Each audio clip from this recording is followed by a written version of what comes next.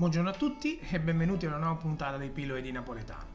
Oggi parleremo di un termine che utilizzerò tantissimo ultimamente, anche grazie ad altri video che circolano su YouTube, soprattutto di alcuni youtuber in particolare, come può essere Cara Surace, per dirne uno. Il termine in questione è anticchia. Con il termine anticchia si intende una parte minuscola di qualcosa, sia in senso concreto che in senso figurato.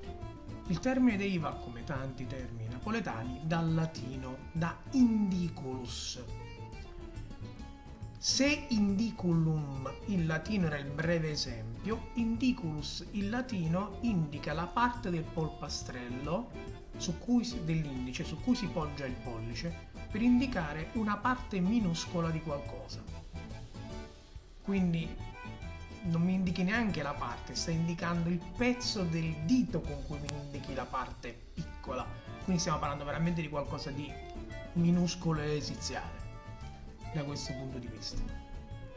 Si può dire anche anticchia, si sente molto spesso anche anticchia, però l'originale sarebbe anticchia con la I al posto della E.